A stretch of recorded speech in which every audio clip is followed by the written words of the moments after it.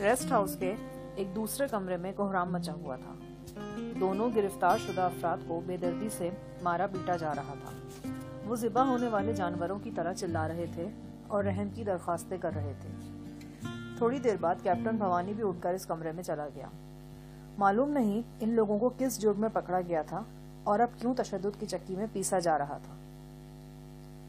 20-25 minute बाद अतीक खान ने मुझे आकर बताया कि वो कैप्टन राजा भवानी साहब का पैगाम लेकर खुद हिज हाइनेस के पास जा रहा है। उम्मीद है सुबह तक वापसी हो जाएगी। अगर मुझे किसी चीज की जरूरत हो तो मैं बिला तकल्लुफ मुलाजमीन से कह सकता हूँ। अभी मैं और अतीक खान बातें कर ही रहे थे कि कैप्टन आर के भवानी की जीप के हमरा आने वाली नामालूम मॉडल की कार भी रेस्ट हाउस पहुंच गई। कार में कैप्टन भवानी के मुहाफिज थे। अकब में वो घोड़ा चला आ रहा था जिसका बदनसीब सवार एक करीबी कमरे में माँ बहन की गलीज गालियां सुन रहा था और गधे की तरह मार खा रहा था। इस घोड़े को कैप्टन भवानी का एक बावर्दी मुलाजिम लेकर आया था। जल्लाद नुमा शख्स जिसे कैप्टन भवानी ने काकड़ कहा था गाड़ी से उतरा, चंद लम्हे अपने साथियों से बातें करता रहा, फिर मुझ पर एक निगाह गलत अंदाज डालता इस कमरे में चला गया जहां तशद्दुद का बाजार गर्म था। जब काकड़ कमरे में दाखिल हुआ, मेरी निगाह अधखुले दरवाजे से कमरे में गई। मैंने एक देहाती को सरतापा बरहना देखा। इसके दोनों बाजू मोड़कर इसे जबरदस्ती फर्श पर लेटाया जा रहा था। अगले ही लम्हे दरवाजा बंद हो गया और ये शर्मनाक मंजर मेरी निगाह से ओझल हो गया। अतीक खान ने मेरे तासुरात देखते हुए कहा, मुझे तवक्को है कि आप इस मामले से अलग थलग रहेंगे। ये बंदे जो पकड़े गए हैं आदि जराइम पेशा हैं। मेरा ख्याल है कि राजा साहब ने इन्हें कोई संगीन वारदात करते देखा है। बहरहाल सुबह तक सारी बात वाज़ेह हो जाएगी। हिज हाइनेस भी आ रहे हैं। लगता है ये कोई खास मामला होगा। अपनी दानिश में मुझे समझाने बुझाने के बाद वो जीप पर जौपुर रवाना हो गया। ताहम जाते जाते वो अपने आदमियों को पूरी तरह चौकस कर गया था। मैं साफ महसूस कर रहा था कि मेरी निगरान आंखों की तादाद में इजाफा हो गया है और वो हर घड़ी मुझे हिसार में लिए हुए हैं। एक तरह से इस रेस्ट हाउस में मेरी हैसियत आज़ाद कैदी की थी। एक तरफ मुझे अपनी हिफाजत के लिए पिस्टल फराहम कर दिया गया था और दूसरी तरफ खुद का राइफलों वाले अफराद मेरे इर्द गिर्द तैनात कर दिए गए थे। वो रात मैंने गजाला के साथ रेस्ट हाउस के इसी हवादार कमरे में गुजारी। इस कमरे को अपने क़याम के काबिल बनाने के लिए हमने इसमें 2 तब्दीलियां की। एक तो इसमें दूसरा बिस्तर लगवाया जिस पर मुझे सोना था। दूसरे वो तस्वीर दीवार से उतार दी जिसमें ग्रे हाउंड कुत्तों की मदद से शिकार का एक वहशतनाक मंजर दिखाया गया था। ताहम ये तस्वीर उतारने के बावजूद माहौल की वहशतनाकी कम न हुई। कैप्टन भवानी के खौफनाक बुलडॉग कुत्ते की गुर्राहटें रेस्ट हाउस के बरामदे में गूंजती रहीं और इन गुर्राहटों के साथ साथ वो लोग भी गुर्राते और गरजते बरसते रहे जो एक करीबी कमरे में गिरफ्तार शुदगान पर अरसा हयात तंग कर रहे थे। 9 बजे के बाद देहातियों की चीखों पुकार बंद हो गई थी और मैंने समझा था कि शायद सुबह तक के लिए इनकी जान छूट गई है। लेकिन रात 11 साढ़े 11 बजे फिर मारपीट की आवाजें आने लगी। मैंने खिड़की में एक शख्स को देखा जो किसी दरख्त की एक मोटी शाख को खंजर से तराश कर डंडे की शक्ल दे रहा था। यकीनन ये तमाम एहतमाम भी इज़ा रसानी के सिलसिले में हो रहा था। गजाला बेहद सहमी हुई थी। इसने खिड़की में से लहू लहान देहातियों को अपनी आंखों से देखा था। अब वो इनकी चीखों पुकार सुन रही थी और सिर्फ चीखों पुकार ही नहीं, मारपीट की आवाजें और गाली गलौज भी इस कमरे तक पहुंच रही थी। मैंने तमाम खिड़कियां और दोनों दरवाजे बंद कर दिए, मगर आवाजें बदस्तूर हमारी समात तक रास्ता बनाती रहीं। आखिर गजाला मिनमिनाई, आप इनसे जाकर कह नहीं सकते कि ये मारपीट बंद कर दें? वो पहले ही जख्मी हैं, अब क्या इन्हें जान से मार डालेंगे? मैंने कहा, हम इस मामले में बिल्कुल बेखबर हैं। हो सकता है ये लोग वाकई कसूरवार हों। कसूरवार हैं तो इन्हें पुलिस में दे देना। इन्हें क्या हक पहुंचता है इस तरह तशद्दुद करने का? मैंने कहा, पुलिस भी इन्हें कुर्सी तो पेश नहीं करेगी। वहां जो कुछ होना है वो इससे भी हौलनाक है। गरीब बेसहारा आदमी हर जगह पिसता है। तो क्या हम इसी तरह खामोश बैठे रहेंगे? मजबूरी है। कम से कम महाराज रतन सिंह के आने तक खामोशी रहना पड़ेगा। अतीक खान मुझसे खास तौर पर कहकर गया है कि हम इस चक्कर से दूर रहें। इतने में एक देहाती दिलदोज अंदाज में चीखा। इसकी आवाज बंद दरोबाम की रुकावटें उबूर करती हम तक पहुंची। यूं लगा कि इंसान के बजाय कोई ऐसा जानवर चीखा है जिसे बेहद कुंद छुरी से आहिस्ता आहिस्ता ज़िबा किया जा रहा है। मेरे लिए اس نو کی آوازیں نئی نئی تھیں، لیکن غزالہ کے لیے یہ سب کچھ برداشت سے باہر تھا۔ وہ ان آوازوں سے پیچھا چھڑانے کے لیے بھاگ کر باتھ روم میں گھس گئی اور اندر سے کنڈی چڑھا لی۔ کافی دیر بعد وہ باہر آئی تو اس کی آنکھیں رونے کی وجہ سے سرخ تھیں، لیکن گرجنے برسنے اور رونے پیٹنے والی صداؤں کا سلسلہ ہنوز جاری رہا۔ کمرے میں ایک ٹیپ ریکارڈر رکھا تھا۔ میں نے اسے پلے کیا اور پوری آواز کھول دی۔ بند کمرے کے اندر ایک انڈین گانا زور و شور سے بجنے لگا۔ کبھی کبھی شور بھی سکون کا باعث ہوتا ہے۔ ٹیپ ریکارڈر کے شور میں غزالہ کو اونگ سی آنے لگی۔ پہلے وہ نیم دراز ہوئی، پھر 10-15 منٹ بعد سو گئی۔ میں بھی دوسرے بستر پر دراز ہو گیا۔ شاید نیند آ ہی جاتی، لیکن ایک چھوٹے سے واقعے نے یہ امکان بالکل معدوم کر دیا۔ 2:30-3 بجے کے لگ بھگ مجھے ریسٹ ہاؤس کی عقبی جانب سے کچھ آہٹیں سنائی دی۔ میں دبے پاؤں باہر نکلا۔ عقب میں چند خودرو جھاڑیوں کے سوا اور کچھ نہ تھا۔ 2 ٹیوب لائٹس کی مدد سے اس جگہ کو روشن رکھا گیا تھا۔ میں نے 3 افراد کو بھاگ کر درختوں میں روپوش ہوتے دیکھا۔ وہ خاص انداز کی پگڑیاں باندھے ہوئے تھے۔ ان پگڑیوں میں خاکستری رنگ کی ایک پٹی بہت نمایاں تھی۔ میرے علاوہ 2 پہرے داروں نے بھی ان افراد کو درختوں کی طرف لپکتے دیکھ لیا تھا۔ ایک پہرے دار نے پھرتی سے اپنی بندوق سیدھی کی تھی، لیکن اس سے پہلے کہ وہ نشانہ لیتا، نوارد اوجھل ہو گئے تھے۔ دونوں پہرے دار اضطراری طور پر ان کے پیچھے بھاگے، لیکن 15-20 قدم بھاگ کر رک گئے۔ وہ کچھ دیر آپس میں باتیں کرتے رہے۔ ایک پہرے دار کا اڑتا ہوا سا فقرہ میرے کانوں میں پڑا، ان غیرت مندوں کا انتظام بھی اب کرنا ہی پڑے گا۔ صورتحال سے اندازہ ہو رہا تھا کہ یہ کوئی پرانا چکر ہے، اور راہ فرار اختیار کرنے والوں سے پہلے بھی پہرے داروں کا واسطہ پڑتا رہا ہے۔ مہاراج رتن سنگھ اپنے 4 عدد محافظوں اور ایک ڈرائیور کے ساتھ الگ صبح ریسٹ ہاؤس پہنچ گیا۔ عتیق خان بھی ان کے ساتھ تھا۔ اس کے علاوہ رانی پرم بھی تھی۔ پرم مہاراج کی پتنی تھی۔ دیکھنے میں کوئی سیدھی سادی کالج گرل نظر آتی تھی۔ زرق برق لباس اور بھاری بھرکم گہنوں نے اس کی معصومیت کو بری طرح مجروح کر رکھا تھا۔ وہ بے حد خاموش طبع تھی۔ اس کے ساتھ ایک گول مٹول سا 4-5 سالہ بچہ بھی تھا۔ بچے نے رانی کی انگلی تھام رکھی تھی، جیسا کہ بعد میں پتہ چلا کہ یہ رانی کا سوتیلا بیٹا تھا۔ اس بچے کے 3 بھائی بہن اور بھی تھے جو جوپور والے محل میں تھے۔ مہاراج رتن سنگھ اور کیپٹن آر کے بھوانی کے درمیان ایک علیحدہ کمرے میں طویل میٹنگ ہوئی۔ پھر وہ لوگ اس عقوبت خانے میں چلے گئے جہاں کل رات گئے تک دونوں دیہاتیوں کی خاطر تواضع کی جاتی رہی تھی۔ 15-20 منٹ بعد کمرے کا دروازہ کھلا اور دونوں افراد کو باہر لایا گیا۔ ان کے جسموں پر جگہ جگہ چوٹوں کے نشان تھے اور بیچاروں کے لیے چلنا دشوار ہو رہا تھا۔ ان میں ایک ادھیڑ عمر شخص تھا اور دوسرے کی عمر 25-30 کے درمیان تھی۔ برآمدے میں انہیں کرسیوں پر بٹھا دیا گیا۔ مہاراج رتن سنگھ کے ساتھ آئے ہوئے افراد نے ان کی مرہم پٹی کی اور درد کش گولیاں انہیں دی۔ مہاراج رتن سنگھ اور کیپٹن بھوانی کا رویہ بھی اب ان دونوں کے لیے نرم تھا۔ میں نے سوچا شاید انہوں نے کوئی اقبالی بیان دیا ہے یا پھر یہ لوگ کسی حوالے سے مہاراج کے شناسہ نکل آئے ہیں۔ میرے ذہن میں اٹھنے والے سوالوں کا جواب ملنے میں زیادہ دیر نہیں لگی۔ مہاراج نے مجھے ایک جانب کھڑے دیکھا تو میری طرف آ گیا۔ ہمارا خیال ہے کہ تمہارا ایک معمہ تو حل ہو گیا ہے۔ میں کچھ سمجھا نہیں یور ہائنس۔ تمہارا کہنا ہے کہ تم اس ملنگ نما شخص سے ناواقف ہو جو تمہیں راجستھان سے لے کر یہاں آیا ہے، اور یہ بھی نہیں جانتے کہ وہ تمہیں یہاں کیوں لایا ہے۔ جی ہاں، اس کا نام سائیں علی ہے اور وہ بمبئی کا رہنے والا ہے۔ یہ بھی پتہ چل گیا ہے کہ وہ تمہیں اس طرف کیوں لایا تھا۔ میری سوالیہ نگاہیں مہاراج کے چہرے پر جمی تھیں۔ میں واقعی جاننا چاہتا تھا کہ سائیں علی مجھے فرید کوٹ سے اٹھا کر راجستھان کی چلچلاتی دھوپ اور ریتیلی آندھیوں میں کیوں لے آیا ہے۔ مہاراج نے کہا، یہ سائیں علی تمہیں کیپٹن راجہ آر کے بھوانی صاحب کے پاس جودھ پور لے جا رہا تھا۔ کیپٹن بھوانی کا شمار سائیں علی کے مریدوں میں ہوتا ہے، اور سائیں علی یہاں 4-5 سال پہلے بھی کیپٹن بھوانی کے پاس آ چکا ہے، بلکہ کیپٹن بھوانی خود ہی اسے بمبئی سے لے کر آیا تھا۔ اس مقصد کے لیے ایک جہاز چارٹر کیا گیا تھا۔ یہ ان دنوں کی بات ہے جب کیپٹن بھوانی کے پتا بڑے راجہ صاحب بستر مرگ پر تھے۔ یہ اطلاع میرے لیے انکشاف انگیز تھی کہ سائیں علی مجھے اور غزالہ کو شنکر کے چنگل سے نکالنے کے بعد شمالی راجستھان کے ایک نہایت بااثر شخص کے پاس لے جا رہا تھا۔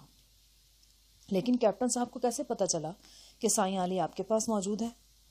جواب میں مہاراج رتن سنگھ نے جو کچھ بتایا اس سے ساری صورتحال واضح ہو گئی، اور یہ بھی پتہ چل گیا کہ کل پکڑے جانے والے دونوں دیہاتیوں نے کیا جرم کیا ہے۔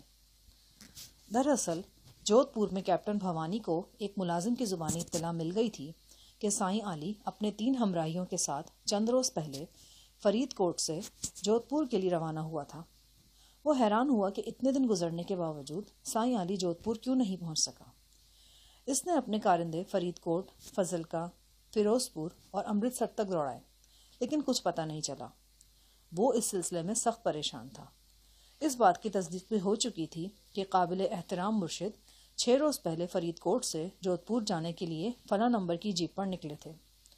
یہ جیپ سائیں کے ایک پارسی عقیدت مند کی تھی، اور وہ پارسی بھی حیران تھا کہ جیپ اور مرشد کے ساتھ کیا واقعہ پیش آیا ہے۔ کیپٹن بھوانی نے بمبئی سے پتہ کروایا۔ معلوم ہوا کہ کچھ روز پہلے فرید کوٹ سے 2 افراد آئے تھے۔ وہ سائیں علی کے خدمتگار جامی شاہ کے جاننے والے تھے۔ وہ سائیں علی اور جامی شاہ کو کچھ دنوں کے لیے فرید کوٹ لے گئے ہیں۔ اس دوران کیپٹن آر کے بھوانی کو مہاراج رتن کی طرف سے تاندل اسٹیٹ آنے کا پیغام ملا، اور کیپٹن مہاراج سے ملنے نکل کھڑا ہوا۔ راستے میں ایک ویران مقام پر انہیں ایک جیپ نظر آئی۔ یہ جیپ اپنے پہلو کے بل ریت میں دھسی ہوئی تھی، اور چند دیہاتی اسے رسے وغیرہ سے باندھ کر کھینچنے کی کوشش کر رہے تھے۔ کیپٹن بھوانی اور اس کے مسلح ساتھیوں کو دیکھ کر دیہاتی ٹھٹکے اور گھوڑوں پر سوار ہو کر بھاگ نکلے۔ کیپٹن بھوانی کی نگاہ سبز جیپ کی نمبر پلیٹ پر پڑی۔ وہ یہ دیکھ کر حیران ہوا کہ یہ وہی جیپ ہے جس کے ذریعے چند روز پہلے سائیں علی جودھ پور کے لیے روانہ ہوا تھا۔ اس نے اپنے ڈرائیور کو حکم دیا کہ مفرور گھڑ سواروں کا تعاقب کیا جائے۔ ڈرائیور نے جیپ گھوڑوں کے تعاقب میں دوڑا دی۔ یہ دشوار گزار علاقہ تھا۔ کہیں ریتیلے ٹیلے تھے اور کہیں درختوں کے جھنڈ راستہ مسدود کیے ہوئے تھے۔ یہ صورتحال گھڑ سواروں کے لیے سازگار تھی۔ بہرطور کیپٹن بھوانی کا ڈرائیور بھی اپنے کام میں ماہر تھا۔ اس نے ہمت نہیں ہاری اور گھوڑوں کا پیچھا جاری رکھا۔ 2 گھڑ سوار تو کسی اور جانب میں نکل گئے، لیکن باقی 3 کو کیپٹن بھوانی کے ڈرائیور نے جا لیا۔ گھوڑوں اور جیپوں کا درمیانی فاصلہ کم ہو گیا تو گھڑ سواروں کو وارننگ دینے کے لیے ہوائی فائرنگ کی گئی۔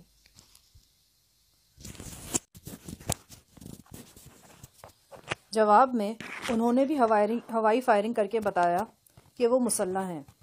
آخر یہ دوڑ اس مقام تک پہنچی جہاں ایک ٹیلے کے دامن میں مہاراج رتن سنگھ کا ریسٹ ہاؤس واقع تھا۔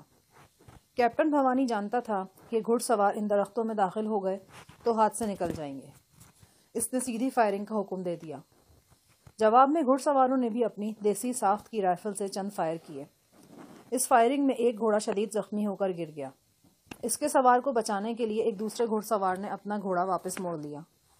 اس دوران جیپ سر پر پہنچ گئی اور کیپٹن بھوانی کے گارڈز نے دونوں دیہاتیوں کو گرفتار کر لیا۔ تیسرا شخص بچ نکلنے میں کامیاب ہو گیا۔ کیپٹن بھوانی کو معلوم نہیں تھا کہ جیپ حادثے کا شکار ہوئی ہے۔ وہ یہی سمجھا کہ مسلح افراد نے لوٹ مار کی غرض سے جیپ پر حملہ کرا ہے۔ وہ غضب سے دیوانہ ہو رہا تھا۔ یہی وجہ تھی کہ وہ دونوں افراد کو پکڑ کر اس ریسٹ ہاؤس میں لے آیا تھا اور ان کی زبان کھلوانے کے لیے تشدد اس نے شروع کرا دیا۔ وہ ان سے سائیں علی کا اتا پتہ دریافت کر رہا تھا، جبکہ وہ لا علم تھے۔ ان کا قصور صرف یہ تھا کہ ویرانے میں پڑی ہوئی ایک قابل استعمال گاڑی دیکھ کر وہ اپنی نیتوں پر قابو نہیں رکھ سکے اور اسے وہاں سے لے جانا چاہا۔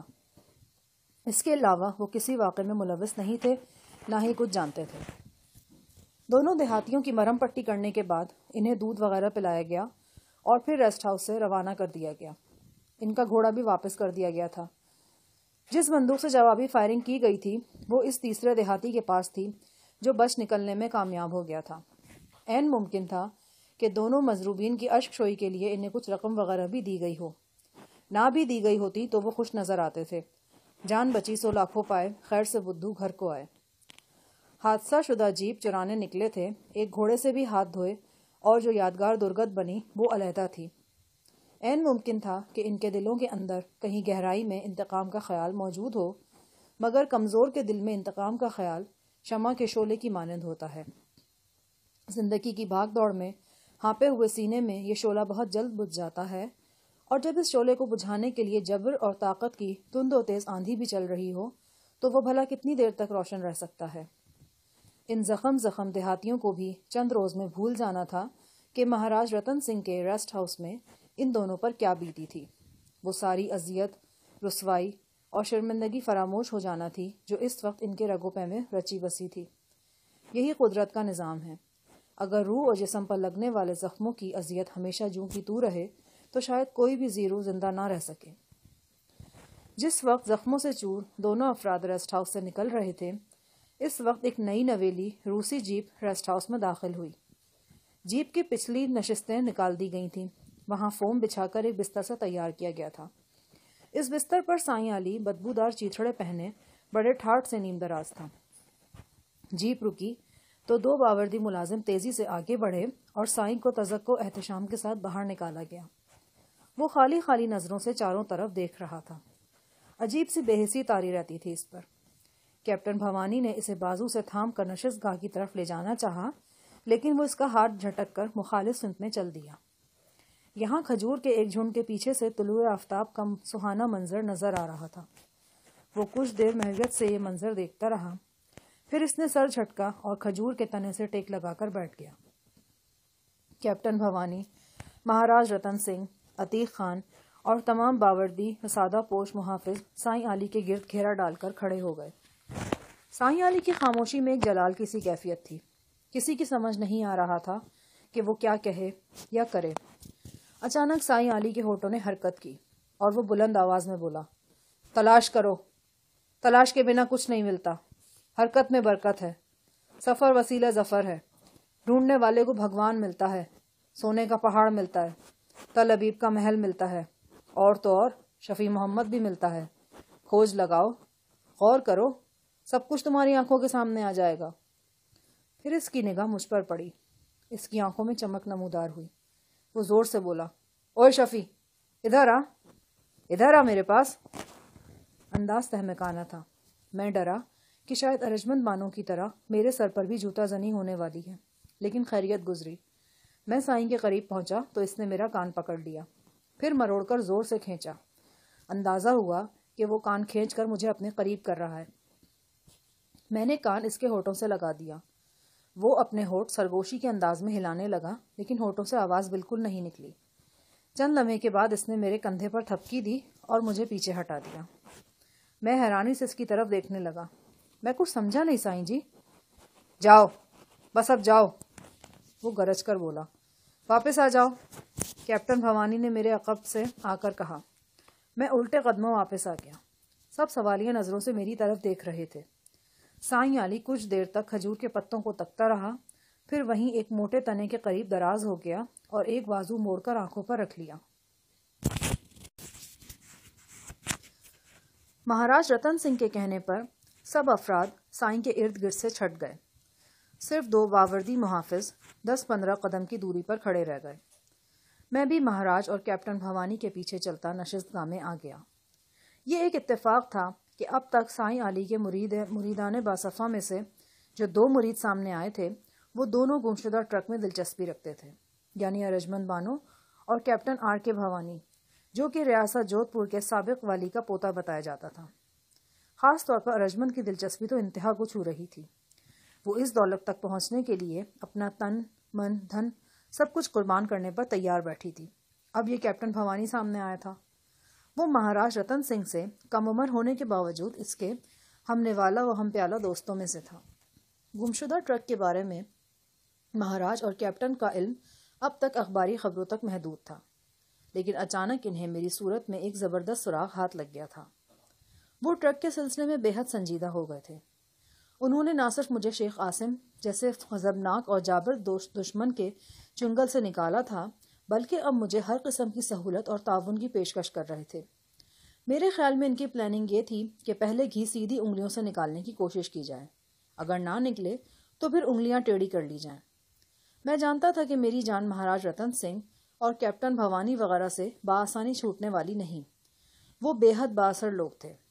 پھر غزالہ ان کی مٹھی میں تھی، اور وہ یہ بھی جانتے تھے کہ غزالہ میرے لیے کس قدر اہم ہے۔ در حقیقت میرے ساتھ آسمان سے گرا کھجور میں اٹکا والا معاملہ ہوا تھا۔ مجھے شیخ عاصم بن ارشد کے بے رحم چنگل سے نکالنے والوں نے ایک ناممکن کام کو ممکن کیا تھا، لیکن اب میں اس احسان کے بدلے میں ان کے چنگل میں تھا۔ نشست گاہ میں پہنچتے ہی مہاراج نے مجھ سے پوچھا، سائی صاحب نے تم سے کیا کہا؟ کچھ بھی نہیں، وہ صرف ہونٹ ہلاتے رہے، ایک لفظ بھی نہیں کہا انہوں نے۔ یہ کیسے ہو سکتا ہے؟ ہم نے خود انہیں باتیں کرتے دیکھا ہے۔ آپ نے دیکھا ہے لیکن سنا نہیں، میں نے بھی صرف دیکھا ہے۔ کوئی ایک آدھ لفظ تو سمجھ آیا ہوگا۔ یور ہائنس، میں گستاخی کی معافی چاہتا ہوں، انہوں نے ایک لفظ بھی نہیں بولا۔ رتن سنگھ سر ہلا کر رہ گیا۔ میں سمجھ گیا کہ میری بہت سی باتوں کی طرح اس بات پر بھی یقین نہیں کیا گیا، لیکن مصلحت کے تحت خاموشی اختیار کی گئی ہے۔ میں نے مہاراج سے کہا، یور ہائنس، آپ نے کل ذکر کیا تھا کہ کھدائی سے برآمد ہونے والے سامان میں کچھ نادر جنگی ہتھیار بھی شامل ہیں، اور ان کی تفصیل محترم کیپٹن بھوانی صاحب کو معلوم ہے۔ ہاں، ہم نے کہا تھا۔ پھر وہ کیپٹن بھوانی سے مخاطب ہو کر بولا، بھوانی صاحب، آپ اسے ذرا اس آرٹیکل کے بارے میں بتائیے جو لندن کے ہفت روزہ میں چھپا تھا۔ وہ آرٹیکل تو اس وقت بھی میرے پاس موجود ہے، اور اس کے علاوہ بھی کچھ مواد ہے جو میں ساتھ ہی لے کر آیا ہوں۔ کیپٹن بھوانی نے جواب دیا۔ اس نے اپنے سیکرٹری کو آواز دی اور اسے بریف کیس لانے کو کہا۔ بریف کیس قریب ہی ایک الماری میں پڑا تھا۔ سیکرٹری نے بریف کیس کیپٹن کے سامنے رکھ دیا۔ کیپٹن نے اس میں سے ایک چھوٹی سی فائل نکالی۔ انگلش پڑھ سکتے ہو؟ جی ہاں، گزارا کر لیتا ہوں، میں نے جواب دیا۔ اس نے فائل میں سے چند کاغذ نکال کر میری طرف بڑھا دیے۔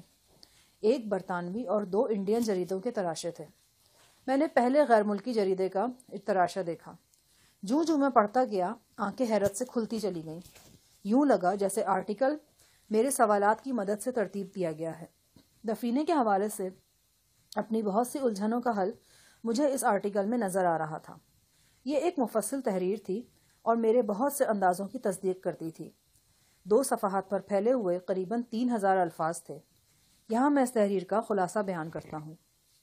12 ستمبر 1955 کو ایک انگریز مصنف رچرڈسن نے راجستھان میں اپنے دیرینہ دوست نواب نادر علی خان کے ہاں قیام کیا۔